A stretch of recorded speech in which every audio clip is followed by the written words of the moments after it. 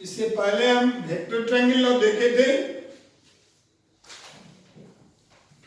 अभी इसको हम सॉल्व कर रहे हैं थोड़ा सा। वेक्टर ट्रायंगल लॉ था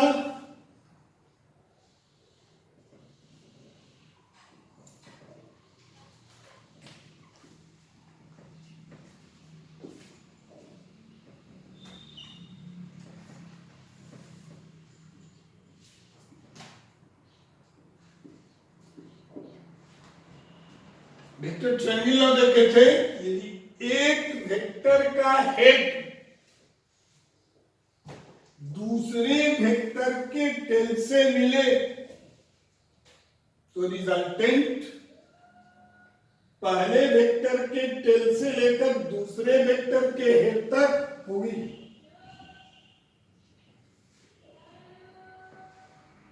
यानी if head of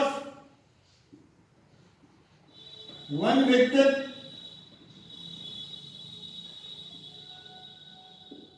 combined with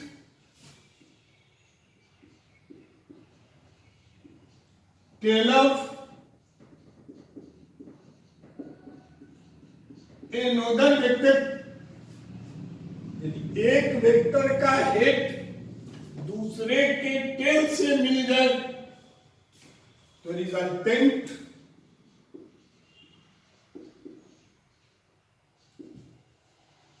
must be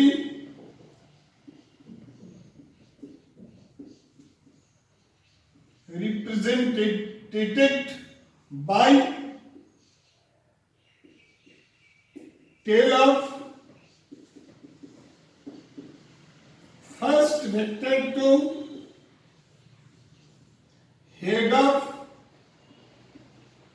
second vector.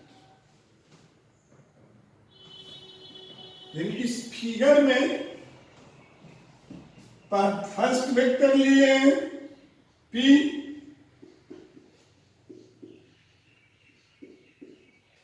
Second vector है Q, P का हेड Q के टेल से मिला R, रिजल्टेंट है तो रिजल्टेंट पहला के टेल से लेकर दूसरा के हेड तक होगी। यानी R का मान P प्लस Q होगी।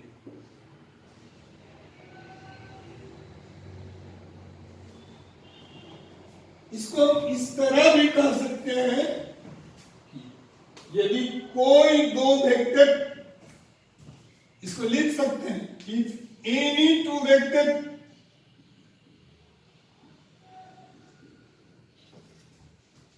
Represented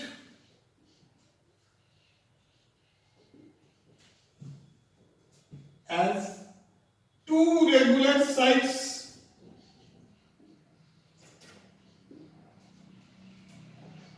of a triangle in one direction,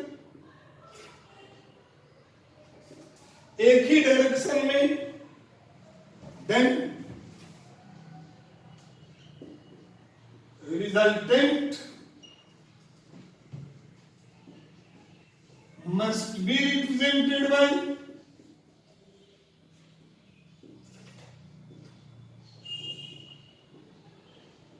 third side of triangle in opposite direction। यानी यदि कोई भी दो वेक्टर किसी ट्रायंगल के दो रेगुलर साइड्स को एक ही डायरेक्शन में रिप्रेजेंट करता हो तो ट्रायंगल का तीसरा साइड रिजल्टेंट होगी और उसका डायरेक्शन उस दोनों वेक्टर के डायरेक्शन के अपोजिट होगा। याद रहेगा आपको? यानी एक कंडीशन हो गया कि R का मान P प्लस Q हो गया। अब हम देखें एग्जाम्पल में कौन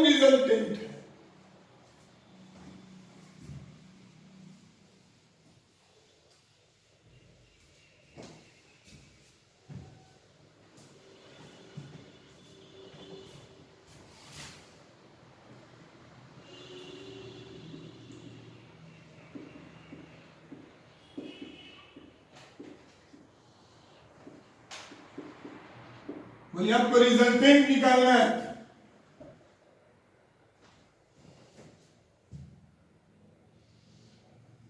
ये ट्रायंगल है,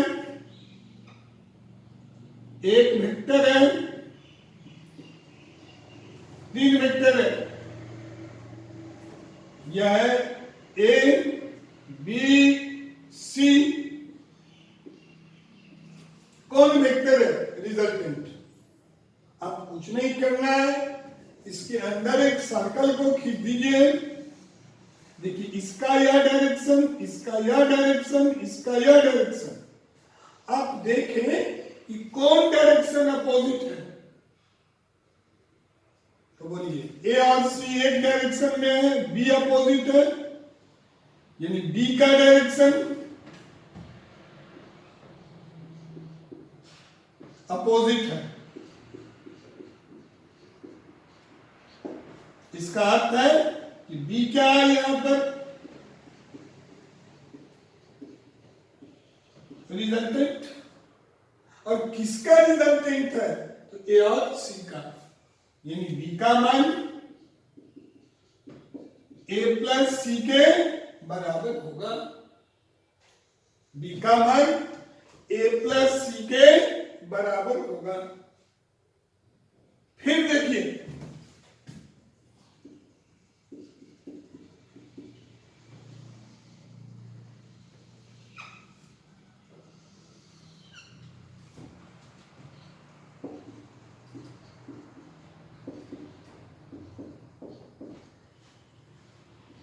तीन वेक्टर डाल दिया। अब हम देखेंगे कौन रिजल्टेंट है। तो क्या बताया ट्रिक हम आपको? इसके अंदर एक सर्कल को डाल दीजिए,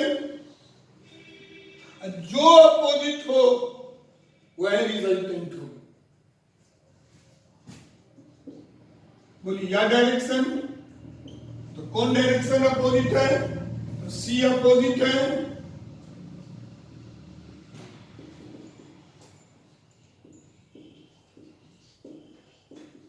ए एंड बी का, तो सी क्या होगा? बोलिए रिजल्टेंट, यानी सी का डायरेक्शन ए और बी के डायरेक्शन के अपोजिट है, तो सी क्या है इसमें? रिजल्टेंट। यानी जो वेक्टर का डायरेक्शन रहेगा उसके डायरेक्शन के जस्ट क्या होगी? बोलिए अपोजिट, रिजल्टेंट। अब थोड़ा इसको हम और ऑब्जेक्टिव पर ले जाते हैं। और ये मान इसमें तो तीन वेक्टर डाल दिए, तब यदि आपको ही वेक्टर खींचना हो तो कैसे खींचिएगा?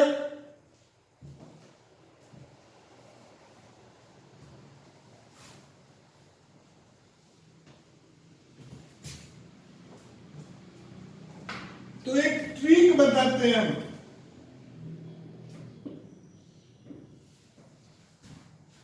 जब दो ही वेक्टर दिया गया,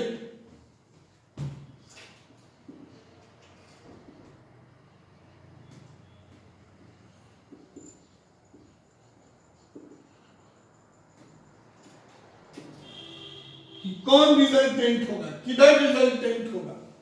ट्रिक देखने से पहले मैप देख लें। मैप में यह नॉर्थ, साउथ, ईस्ट, वेस्ट, क्योंकि हर हमेशा मैप का जरूरत पड़ेगा हमको कि किधर गया रिजल्टेंट। आप पहले याद रखें,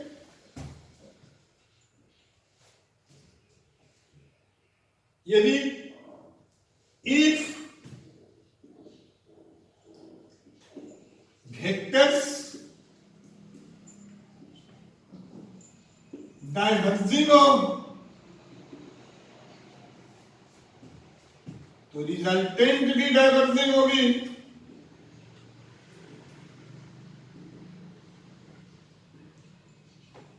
एंड बिटवीन वेक्टर्स,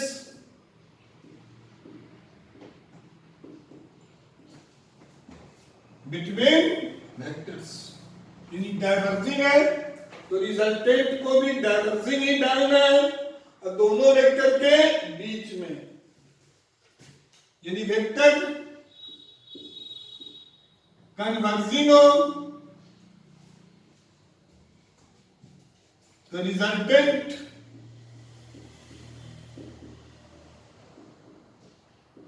converging होगी and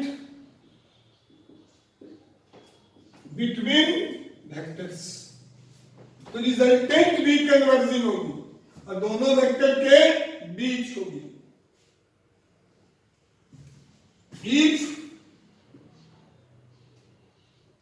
one vector is diverging and another is converging,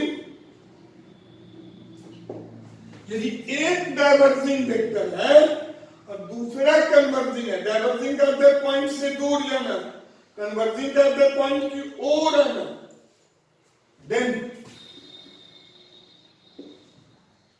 diverse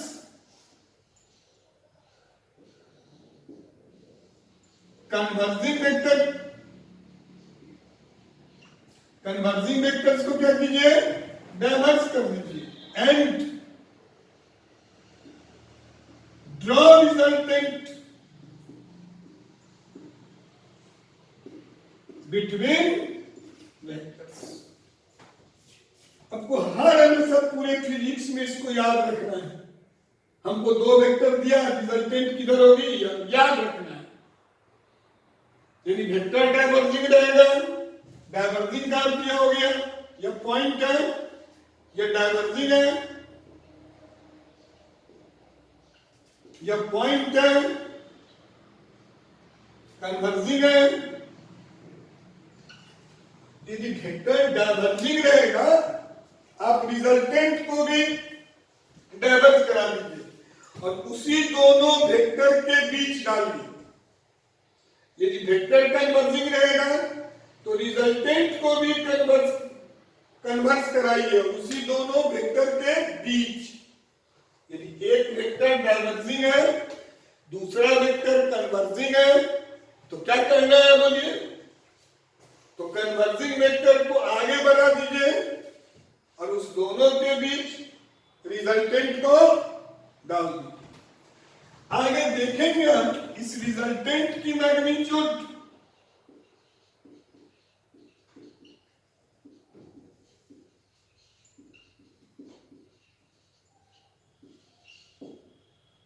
इसकी एक फॉर्मूला होती है under P square plus Q square plus 2p Q cos theta. इसको निकालने के लिए हम पैरेललोग्राम लॉ लगाते हैं। आगे बताएंगे पैरेललोग्राम लॉ से यह फॉर्मूला कैसे है। अभी हम देखें ऑब्जेक्टिव को सॉल्व करते हुए, तो ठीक समझ गए आप। ऑब्जेक्टिव को सॉल्व करेंगे, हमसे पूछेगा कि कहां रिजल्टेंट है। प्लेन भी आपको याद रहेगा, ईस्ट, नॉर्थ, वेस्ट, साउथ। हम दोनों चीज निकाल लेंगे, मैग्नीट्यूड भी निकाल लेंगे और रिजल्टेंट कहां पर है यह भी देख लेंगे। आगे हम इसकी डायरेक्शन एंगल भी निकाल लेंगे। ऑब्जेक्टिव में देखें, क्वेश्चन देख लेते हैं।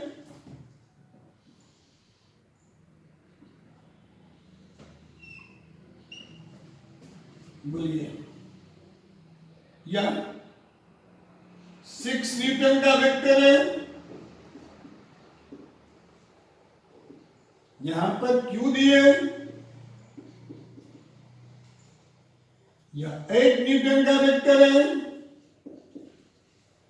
रिजल्टेंट किधर होगी पहले देखिए। अब कुछ नहीं करना है, इस पर कोऑर्डिनेट को खींच देना है, हमेशा खींच दिए। यह पॉइंट है। अब गौर से देखिए कि दोनों वेक्टर डाइवर्जिंग है या कन्वर्जिंग। डाइवर्जिंग है क्योंकि इस पॉइंट से अभी बाहर निकल रहा है, इस पॉइंट से, यानी वेक्टर्स डाइवर्जिंग है, आप कुछ नहीं करना है, इसके बीच में रिजल्टेंट खींच देना,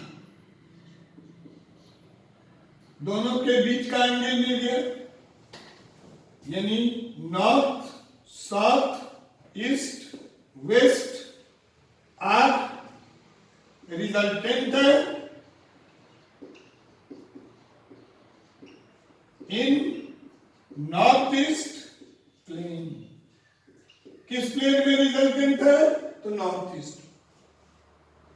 आप यदि पहले ट्रायंगल लॉ को ला के देखिएगा तो बोलिए यहां यदि ट्रायंगल बना दे या वेक्टर क्यू हो जाएगा। देखिए तो इसका और इसका डायरेक्शन सेम हो गया, इसका अपोजिट। यदि आपसे मैग्नीट्यूड पूछे तो आर का मान under root P square plus Q square plus 2pq cos 90 degree. बोलिए कितना डिग्री का एंगल बना रहा है? 90 डिग्री। तो बोलिए फॉर्मूला लगा लीजिएगा।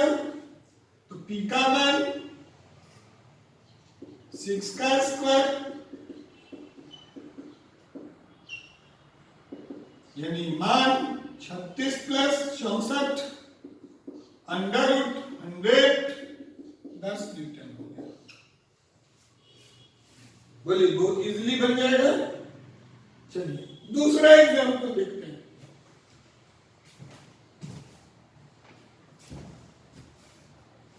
इसमें दिक्कत है कोई? दूसरा एग्जाम्पल यहां देखिए।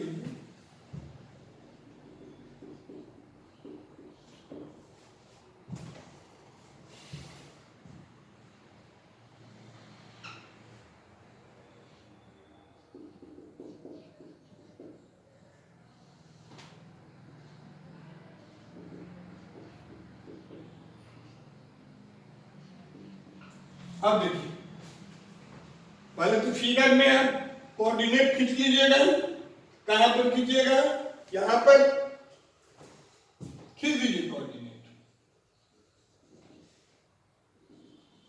बोलिए खींच दिए। अब देखें कि दो वेक्टर दिया, एंगल कितनी है? 60 डिग्री। यह डाइवर्जिंग है,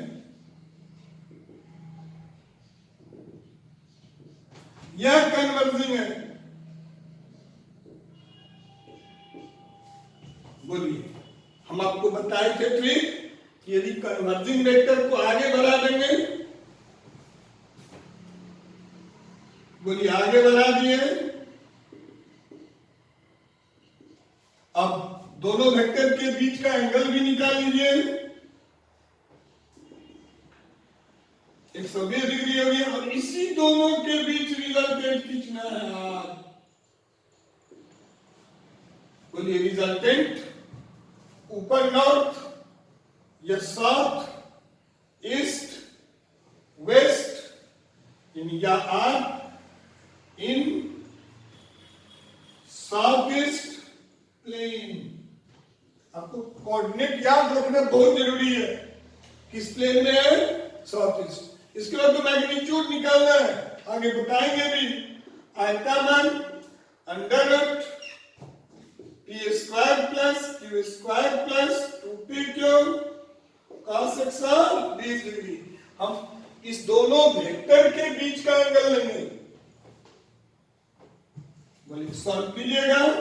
अंडर रूट 10 का स्क्वायर 10 का स्क्वायर 10 इंटू 10 माइनस 1/2 कर दीजिए ना,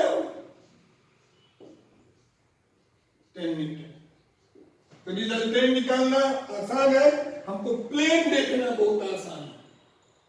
प्लेन देख लेंगे तो हमको बहुत चीज पता चल जाएगी। आगे हमको रिलेटिव वेलोसिटी भी काम आएगा। तो बोलिए अब निकालना सीख लिए, फिर देखते हैं क्वेश्चन आप।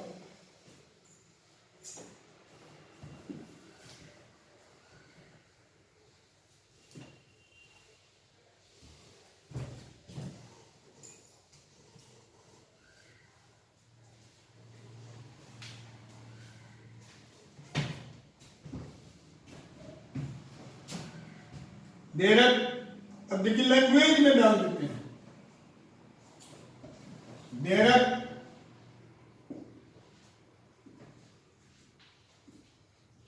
two vectors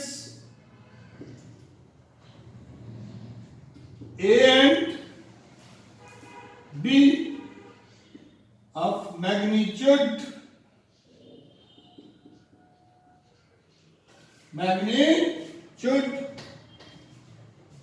3 meter and 4 meter. A 30 degree north of east, 30 degree north of east हो गया. Be in northward, find resultant.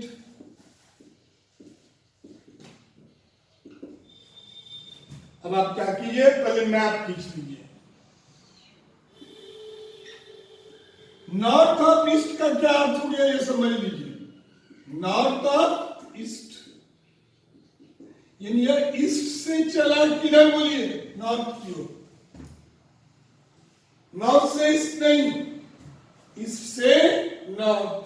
हमसे कोई पूछे कि स्टूडेंट ऑफ साइंस कॉलेज, इसका यह अर्थ नहीं कि स्टूडेंट का साइंस कॉलेज, इसका अर्थ होती है साइंस कॉलेज का स्टूडेंट.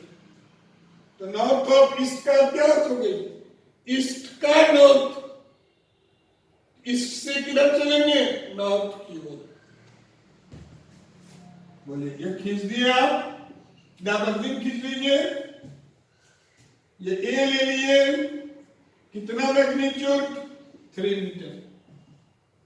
बोलिए दूसरा नॉर्थ वर्ड, बी गया नॉर्थ की ओर.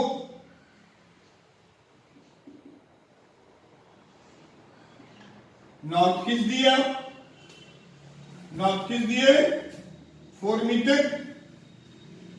अब क्या कीजिए, देख लीजिए कि दोनों वेक्टर डायवर्जिंग है.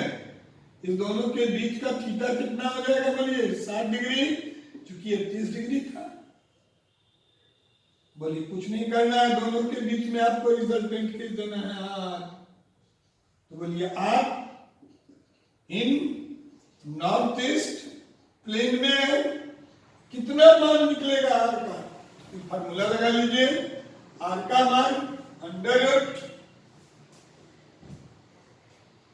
ए square plus B square plus 2ab cos theta. Solve कीजिएगा. 3 का स्क्वायर, 4 का square, 2 into 3 into 4 cos 60 degree. cos 60 degree का मान 1/2, यानी मान होगा 9 plus 16 plus 2 into 12 into 1/2 cut जाएगा. अब जोड़ लीजिए, 16 का 25, अब 12 37, यानी 6 पॉइंट समथिंग मीटर.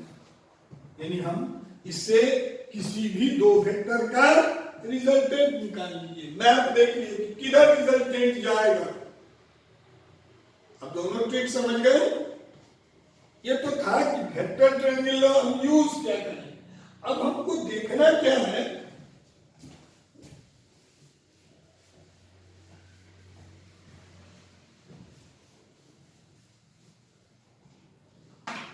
कि इस रिजल्टेंट का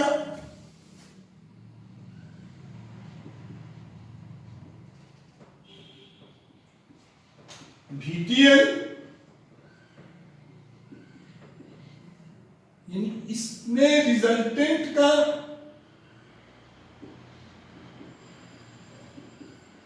मैग्नीट्यूड निकाले. अभी जो फॉर्मूला यूज कर रहे थे, इसकी डायरेक्शन निकालेंगे. इसके लिए एक लॉ डाला हुआ है और वह लॉ था पैरेललोग्राम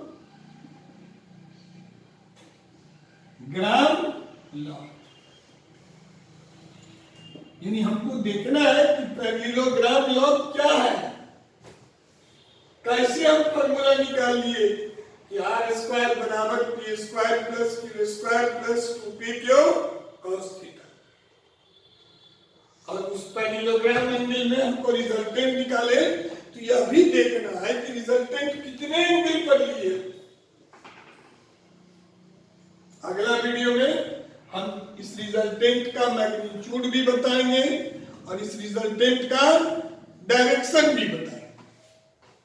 फिर आ जाएंगे न्यूमेरिकल पर।